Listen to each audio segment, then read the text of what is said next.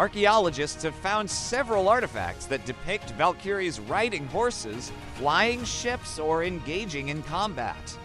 These discoveries suggest that the Valkyries were an important part of Viking culture and that they were revered by the people who made these objects. So, what can we learn from the Valkyries? What message did the Vikings want to convey by creating these powerful female figures?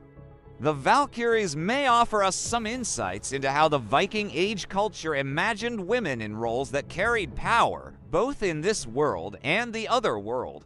They also show us how the Vikings valued bravery, honor, and skill in battle. To be chosen by a Valkyrie was a great honor, since it meant that one had died a heroic death and would now live on in Valhalla. For the Vikings, death was not seen as the end, but rather as a transition to another world where one could continue to fight, feast, and socialize. The Valkyries were the ones who guided this transition and ensured that the dead warriors were treated with respect and dignity. They were also seen as mediators between the gods and humans, since they carried messages and gifts between the two realms. This is evident in several stories where Valkyries deliver Odin's orders to mortals or bring gifts from the gods to humans. So to sum up, the Valkyries were complex and multifaceted figures in Norse mythology.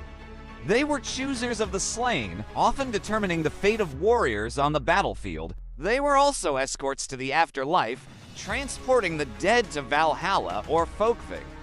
Additionally, they served as Odin's servants, carrying out his will and assisting him in battle and in the afterlife. The Valkyries were portrayed as both powerful and tragic figures, sometimes doomed by their own free will. They were depicted as beautiful yet dangerous women, riding horses, flying ships, or engaging in combat. Furthermore, archaeological evidence suggests that Valkyries were an important part of Viking culture and were revered by the people who created artifacts depicting them.